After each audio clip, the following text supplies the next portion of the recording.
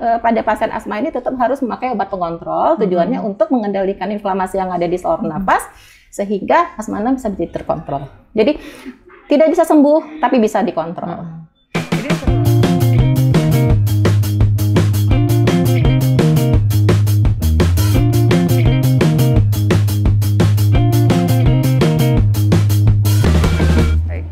Bismillahirrahmanirrahim. Assalamualaikum warahmatullahi wabarakatuh.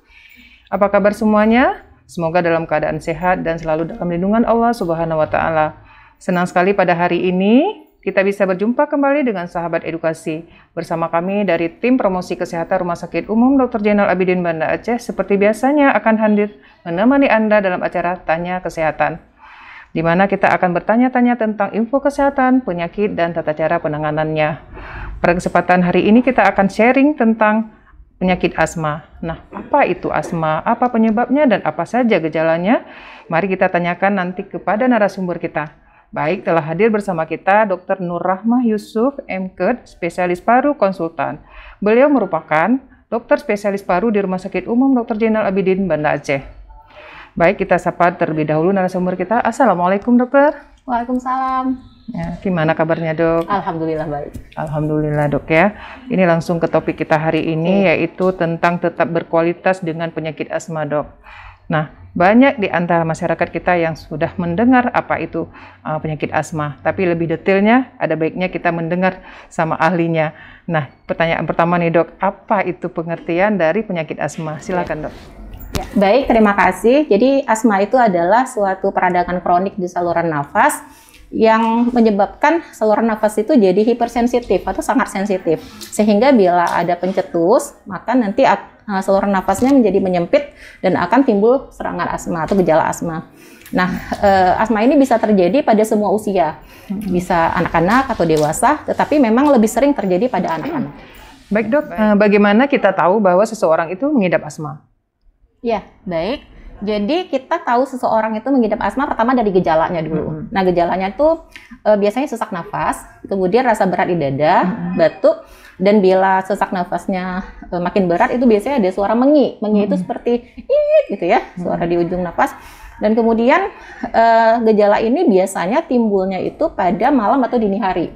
Nah, kenapa pada malam hari? Itu karena malam dan hari biasanya cuacanya dingin ya. Jadi cuaca dingin itu menyebabkan saluran nafas itu menjadi menyempit.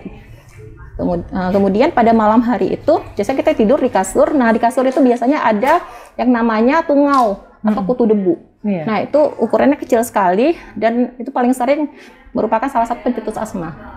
Kemudian pada malam hari itu sistem saraf yang bekerja adalah sistem saraf parasimpatis. Nah, sistem saraf parasimpatis ini itu pada pasien asma itu bisa menyebabkan penyempitan saluran nafas.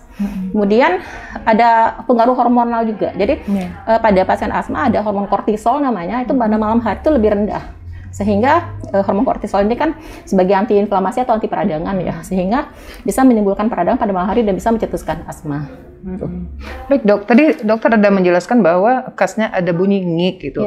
Kita mendengar bunyi ngik itu di kerongkongan, di dada atau di mana dok? Biasanya kita dengarnya pakai stetoskop ya. Stetoskop atau kalau pada sesak nafas yang lebih berat itu biasanya tanpa stetoskop juga kita bisa dengar gitu. Berarti bukan dari gitu. Bukan dari kita yang mendengar tanpa alat. Berarti harus pakai alat mendengarnya. Tapi pada kondisi sesak berat bisa tanpa alat juga kedengaran. Oh ya, baik dokter. Jadi kalau asma itu pencetusnya kira-kira apa aja tuh dok? Nah, pencetus ya. Jadi pencetus itu adalah suatu bahan yang bisa menimbulkan asma, gejala asma pada penderita asma bila terpapar. Ya. Pencetusnya macam-macam, bervariasi, dan setiap pasien mungkin memiliki pencetus yang berbeda dengan pasien yang lain. Contohnya yang pertama, yang paling sering itu debu ya, debu rumah. Biasanya kalau udah nyapu-nyapu ya, ada debu, jadi kumat deh gejalanya. Kemudian yang sering juga cuaca. Cuaca terlalu dingin atau cuaca yang terlalu panas. Ini sekarang lagi panas ya cuacanya. Biasanya kalau cuaca panas di jalan itu debunya jadi lebih banyak ya. Banyak debu, dan kemudian ada asap kendaraan, menjadi polusi, kemudian menjadi lebih sering tercetus asma. Kemudian yang lain biasanya makanan apakah coklat, telur, kacang-kacangan ya, atau seafood ya, makanan laut itu yang mengandung protein, apakah ikan, udang, kepiting ya. Atau bisa jadi pada anak-anak itu sering makanan yang mengandung pengawet, perasa atau pewarna. Nah, itu yang paling sering. Misalnya habis makan es krim ya, es krim yang mengandung pewarna ya, atau perasa. Nah, itu bisa mencetuskan asma. Yang lain misalnya pada binatang, bulu binatang ya, bulu kucing ya, atau bulu anjing, atau kecoak. Udah ada kecoak itu udah biasanya bisa tercetus. Selain itu bisa aktivitas fisik, misalnya anak-anak ya, habis pelajaran olahraga bisa sesak, atau emosi ya, misalnya mau ujian stres ya, kemudian bisa tercetus asma. Jadi penyebabnya macam-macam dan biasanya makin berat gejala asmanya, biasanya pencetusnya makin banyak nih. Tapi kalau yang gejala asmanya jarang-jarang itu ya pencetusnya sedikit. Nah, setiap pasien ini harus tahu kira-kira pencetusnya apa sih. Taunya gimana? Taunya adalah pada saat kita terpapar zat tersebut, maka akan timbul gejala asma. Misalnya anak-anak habis makan coklat udah mulai batuk-batuk, ya, sesak. Nah, itu berarti coklat ini merupakan salah satu pencetusnya dan itu harus dihindari. Jadi pengobatan utama pada asma adalah menghindari dulu pencetusnya. Ya, ditambah dengan obat-obat yang lain. Baik dokter, bagaimana tata laksana kalau seseorang sudah didiagnosa dia mengidap asma? Jadi pengobatannya, tata laksananya gimana? Silakan dok. Iya, jadi berbeda dengan penyakit lain ya. Kalau penyakit lain biasanya obatnya minum ya. Nah, untuk asma ini kita lebih merekomendasikan obat-obat inhaler, obat hirup. Ya ini contohnya ya, ada beberapa obat hirup yang di sini. Jadi secara umum obat asma itu ada dua kelompoknya. Pertama, obat pelega. Dan yang kedua obat pengontrol. Nah, obat pelega itu seperti ini nih, ya. Ini adalah obat pelega. Kapan dipakai? Obat pelega ini dipakai pada saat sesak. Jadi fungsinya adalah melegakan gejala sesaknya. Lagi serangan ya dok? Iya, lagi serangan, lagi sesak pakai ini. Nah, kemudian yang kedua itu obat pengontrol. Nah, obat pengontrol itu digunakan setiap hari, walaupun tidak sesak. Nah, fungsinya obat pengontrol itu untuk mengendalikan peradangan yang ada di saluran nafas sehingga tidak cepat terjadi gejala bila terpapar dengan bahan pencetus tadi. Jadi misalnya kalau sudah sering pakai obat pengontrol secara rutin nih, kalau misalnya terpapar dengan pencetus, ya tidak cepat untuk terjadi gejala. Malah bisa jadi tidak terjadi gejala karena asmanya sudah terkontrol. Jadi tujuan pengobatan asma kita adalah untuk mencapai asma yang terkontrol. Nah, apa itu asma yang terkontrol? Asma terkontrol itu adalah pasien itu yang pertama tidak ada gejala atau gejala minimal itu 2 kali dalam 1 minggu. Ya, kemudian memakai obat pelega ini kurang dari 2 kali dalam 1 minggu. Ya, kemudian dia tidak ada gejala pada malam hari, tidak terbangun karena sesak pada malam hari dan aktivitasnya normal, bisa beraktivitas normal. Jadi kita harapkan semua pasien asma kita bisa mencapai asma yang terkontrol dengan syarat-syarat yang tadi. Iya. Baik dok, ini untuk membedakan bahwa orang sesak itu ini asma atau disebabkan oleh penyakit lain, gimana cara membedakannya dok? Nah, berbeda ya. Kalau asma ini khas dia. Jadi biasanya gejalanya itu lebih sering pada malam atau dini hari, ya. Kemudian biasanya muncul itu setelah ada pencetus nih, ya. Pencetusnya seperti yang tadi, apakah cuaca atau makanan tertentu, ya, atau apa? Tadi paparan dengan bulu kucing ya, atau tungau atau yang tungau tadi. Dan jadi kalau pada sesak lain biasanya sebabnya yang lain. Tapi kalau pada asma dia sesaknya memang ada pencetus.